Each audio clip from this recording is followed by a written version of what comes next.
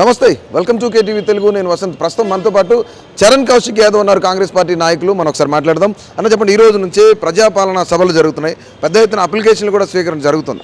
So ఏంటి పరిస్థితి, ముందు వాటిని ఎలా ఫిల్టర్ చేస్తారు, ఏంటి పరిస్థితి? అంటే ఈ రోజు నుంచి ప్రారంభమైంది, వచ్చే నెల 6వ తారీఖు వరకు, అంటే దాదాపు 10 రోజుల పాటు. ఆ 10 రోజుల తర్వాత కూడా ఇది కంటిన్యూ అవుతుంది ఈ ప్రోగ్రామ్. అదే కాకుండా కేసీఆర్ గారు 10 సంవత్సరాల కాలంలో ఏనాడు కూడా ఒక వైట్ రేషన్ కార్డు ఇవ్వలేదు. అదే కాకుండా తెలంగాణ రాష్ట్రం వచ్చిన తర్వాత ఒక పెన్షన్ కూడా ఇవ్వలేదు. కాబట్టి ఈ 10 రోజులలోనే మొత్తం అప్లికేషన్ తీసుకొని 6 గ్యారెంటీ ఇంప్లిమెంట్ చేయాలని చెప్పి కాంగ్రెస్ పార్టీ భావిస్తూ ఉంది. దానిలో భాగంగా ముందుకు పోతూ ఉంది. అదే కాకుండా ప్రజల వద్దకే అధికారులు వస్తూ ఉన్నారు. గత 10 సంవత్సరాల కాలంలో ప్రగతి భవన్లో మాత్రమే అధికారులు సేదతిన్న సందర్భం చూసినాం. కానీ 10 సంవత్సరాల తర్వాత ఇప్పుడు మొదటిసారి ప్రజల్లోకి పోతూ ఉన్నారు. కాబట్టి ప్రజల్లోకి వచ్చి 6 గ్యారెంటీలకు సంబంధించినటువంటి ప్రతి ఎవరు దేనికి సూట్ అవుతారు అనేది మొత్తం అప్లికేషన్ తీసుకున్న తర్వాత గైడ్లైన్స్ విధి విధానాలు వచ్చిన తర్వాత ఎవరు దీనికి ఎలిజిబుల్ అవుతారు, ఎలిజిబుల్ కానాలో పరిస్థితి అనేది కూడా త్వరలోనే చెప్పబోతాం. వీటిపైన బీఆర్ఎస్ నాయకులందరూ కూడా కౌంటర్లు వేయడం జరుగుతుంది.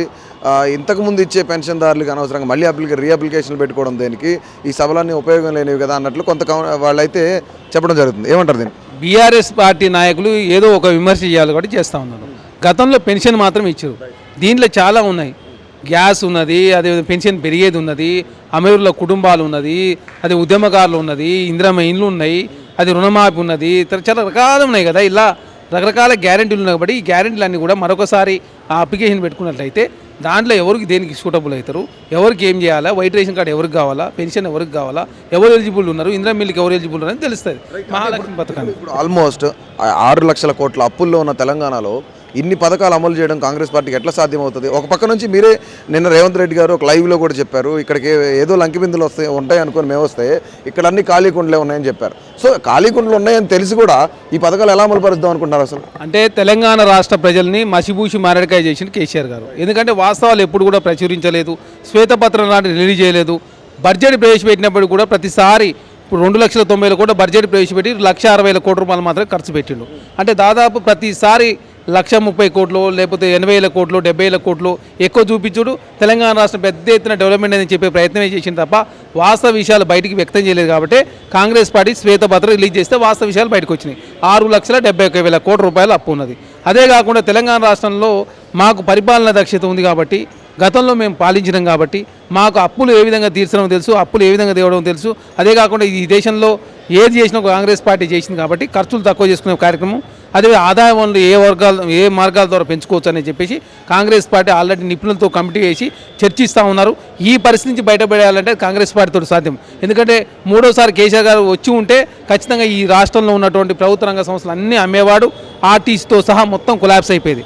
కానీ మీరు ఇప్పుడు చూసిరు, నిన్న మూడోసారి అధికారులకు వస్తానని చెప్పేసి 22 ల్యాండ్ క్రూజర్ కార్లకు 66 కోట్ల రూపాయలు పెట్టి ఇప్పుడు విజయాల్లో ఉన్నాయి. నెక్స్ట్ అది తెలంగాణ రాష్ట్రం రప్పించబోతా ఉన్నారు. అంటే వారు ఏ విధంగా ప్రజాధనం వృధా చేసి ఉన్న సెక్రటరీ కూర్చి కొత్త సెక్రటరీ కట్టడంతో 1,600 కోట్ల రూపాయలు, ప్రగతి భవన్ గతంలో ఉండే ముఖ్యమంత్రి నివాసం సంబంధించి అది కూల్చి ఇంకోటి కట్టడంతో అక్కడ 200 కోట్ల రూపాయలు, ఇట్లా ప్రజాధనం అంతా వృధా చేయడంతో తెలంగాణ రాష్ట్రం ప్రధానంగా అప్పుల కూరలో చిక్కుంది. కాబట్టి ఈ అప్పుల కూరలో చిక్కున్న తెలంగాణ ప్రభుత్వాన్ని, రాష్ట్రం చిక్కుల అప్పులలో ఓన్లీ తెలంగాణ ప్రభుత్వం మాత్రమే అప్పుల కూరలకు పోయింది. కాబట్టి ఈ అప్పుల కూరలు చిక్కున్న ప్రభుత్వాన్ని బయట తీసుకొచ్చే దానిలో భాగంగా ప్రతి మార్గాన్ని అన్వేషిస్తుంది కాంగ్రెస్ పార్టీ. ప్రజా దర్బార్లో ప్రజలకు న్యాయం జరగట్లేదు, అందుకనే కేటీఆర్ సాయం చేస్తున్నారని చెప్పేసి మొన్న వరకు ₹1,00,000 ఇవ్వడం కూడా చాలా న్యూస్ ఛానల్లో చూసాం.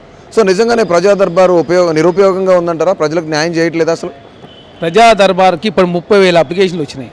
ప్రతి అప్లికేషన్ కంప్యూటరైజ్ చేసి ఆ సమస్య పరిష్కారం కోసం కాంగ్రెస్ ప్రభుత్వం ప్రయత్నం చేస్తూ ఉంది. దానికి నిపుణులైనటువంటి ఐఏఎస్ అధికారుల ఆధ్వర్యంలో చాలామంది పనిచేస్తూ ఉన్నారు. మాకు ఒక వ్యూహం ఉంది, ఒక పద్ధతి ప్రకారం ముందుకు పోతూ ఉంటే ఏదో విమర్శ చేయాలి కాబట్టి ₹1,00,000 ఇచ్చి నేనే పెద్ద ఎత్తున ఉద్ధరించే ప్రయత్నం కేటీఆర్ గారు చేస్తూ ఉన్నారు. తెలంగాణ రాష్ట్రం 1,00,000 కోట్లు దోసుకొని విదేశాల్లో పెట్టుబడి పెట్టుకొని తెలంగాణ ప్రభుత్వాన్ని నిర్వీర్యం చేసిన వ్యక్తి కేటీఆర్ గారు, కేసీఆర్ గారు. కాబట్టి ఇంకా భవిష్యత్తులో వాళ్ళ తప్పులు చాలా బయటకు వచ్చే అవకాశం ఉంది.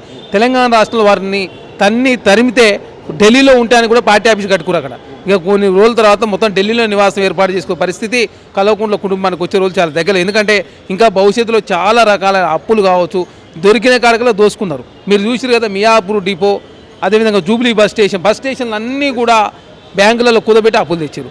అదే కాళేశ్వరం కింద ఉన్నటువంటి రైతుల భూములన్నీ కూడా కుదబెట్టి అప్పులు తీసుకొచ్చారు. అంటే ప్రధానంగా ప్రజాధనం అంతా అప్పులు తీసుకొచ్చి కరెక్ట్ వేలో ఉపయోగించుకోకపోవడం మూలంగా ఈనాడు తెలంగాణ రాష్ట్రం తెలంగాణ ప్రభుత్వం దివాలా తీసింది, రాష్ట్రం దివాలా తీయలే.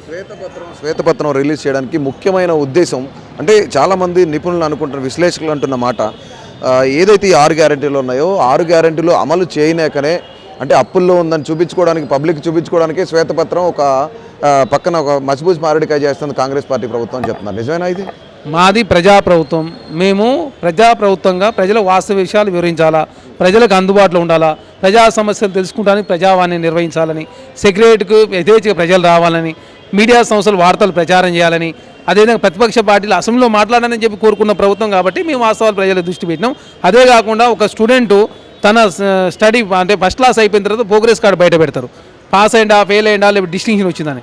దానిలో భాగంగా మేము ప్రవేశపెట్టింది. మేము కూడా 5 సంవత్సరాల తర్వాత మేము చేసినటువంటి అప్పులు ఏంది, ఆస్తులు ఏంది, అదే మేము ఏ విధంగా పరిపాలన చేసినాం అనేది మేము కూడా నిజంగానే శ్వేతపత్రం రిలీజ్ చేస్తారా, ఎస్కేప్ అవుతారా? ఎస్కేప్ అవ్వాలి. మేము ఎస్కేప్ అయ్యే వాళ్ళైతే వాస్తవ విషయాలు బయట పెట్టే వాళ్ళమే కాదు, ప్రజల్ని కలిసే వాళ్ళమే కాదు, అదే కాకుండా ప్రజల్ని సెక్రటరీ రానిచ్చే వాళ్ళమే కాదు, మీడియా సంస్థలు వాస్తవాలు ప్రచారం చేయొద్దు, మీరు మాకు అనుకూలంగా ఉండేవాళ్ళు చెప్పేవాళ్ళం. మాదేంటంటే మేము అధికారం అనేది మాకు కొత్త కాదు. మేము 11 సార్లు మేము అధికారంలోకి వచ్చినాం. ఈ దేశాన్ని అద్భుతంగా పాలించడం. ఈ దేశంలో ఏది చేసినా కూడా కాంగ్రెస్ పార్టీ చేసింది. ఏది చేసినా ఏ సంక్షేమ కార్యక్రమం పెట్టినా కాంగ్రెస్ ప్రభుత్వం పెట్టింది. కాబట్టి మాకు పరిపాలన దక్షత ఉంది. మేము ఏ విధంగా ఈ రాష్ట్రాన్ని ముందుకు తీసుకోవాలనేది మాకు ఒక ఫైనల్లీ ఈ ప్రజాపాలన సభలన్నీ జరుగుతున్నాయి కదా, వీటన్నిటికీ ఫిల్టరైజేషన్ కానీ లేదంటే ఇవన్నీ అమలు పరచడానికి కానీ ఎంత టైం పట్టే అవకాశం ఉంది? ఇక్కడ ప్రధానంగా మేము ఇంత తొందరలో కూడా నిర్ణయం తీసుకోవడానికి కారణం మేము 100 రోజుల్లో చేస్తానని చెప్పడం జరిగింది. ఎందుకంటే భారతీయ జనతా పార్టీ రేపు అయోధ్య ఓపెనింగ్ తర్వాత ఫిబ్రవరిలోనే ఎలక్షన్ పోయే అవకాశం ఉంది. కాబట్టి మరొకసారి ఎలక్షన్ కోడ్ వచ్చే అవకాశం ఉంది. కాంగ్రెస్ పార్టీ ఎలక్షన్ కోడ్ వస్తుంది కాబట్టి మళ్ళీ తప్పించుకునే ప్రయత్నం చేస్తున్నారని చెప్పే ప్రయత్నం వారు చేస్తున్నాం. కాబట్టి వారి అనకముందే మేమే ముందస్తుగా ప్రజలకు ఇచ్చిన మాట ప్రకారం ముందుగా చేస్తూ ఉన్నాం. ఖచ్చితంగా ఎంత సాధ్యమైతే ఎంత తొందరగా సాధ్యమైతే అంత తొందరగా ఫిల్టర్ చేసి వైట్ రేషన్ కార్డులు ఇచ్చుడు, పెన్షన్లు ఇచ్చుడు, అదేవిధంగా కొత్త పాలన ఎట్టుందనేది ఆల్రెడీ ప్రజలు చూస్తూ ఉన్నారు. భవిష్యత్తులో కూడా ఇంకా అద్భుతమైన పాలన కాంగ్రెస్ ప్రభుత్వం అందించబోతాం. సో అది ఖచ్చితంగా ఇక్కడ మరొక రానున్న 2 నెలల్లోనే ఎలక్షన్ కూడా వస్తుంది కాబట్టి అనుకున్న విధంగా 100 రోజుల్లోనే 6 గ్యారెంటీలు అమలు చేయాలి. కాబట్టి ప్రజలకు అన్యాయం జరగకుండా ఉండటానికే ఇంత తొందరగా నిర్ణయాలు తీసుకోవడం జరిగింది. అలాగే ఈ ప్రజాపాలన సభలు ఏవైతే జరుగుతున్నాయో వీటన్నింటినీ ఫిల్టరైజేషన్ చేసి 6వ తారీఖు వరకు అప్లికేషన్లు తీసుకొని దాని తర్వాత ఫిల్టరైజేషన్ కొంతమంది అధికారులు ఐఏఎస్ ఐపీఎస్ అధికారులు ఎవరైతే ఉన్నారో వీళ్ళందరూ సూచనలు సలహాలు తీసుకొని ప్రజలకి అతి త్వరలో న్యాయం జరిగేదాకా ఖచ్చితంగా కాంగ్రెస్ పార్టీ ప్రభుత్వం అయితే పనిచేస్తుందని కూడా చరణ్ కౌశిక్ యాదవ్ చెప్తున్న పరిస్థితి ఇక్కడ ఉంది. కెమెరా పర్సన్ డానియల్తో Vasanth, KTV Telugu, Gandhi Bhavan. Please do subscribe to. Please do subscribe to. Please do subscribe to. Please do subscribe to. Please do subscribe to. Please do subscribe to KTV Telugu. KTV Telugu. KTV Telugu. KTV Telugu. To KTV Telugu. KTV Telugu. Please do subscribe to KTV Telugu.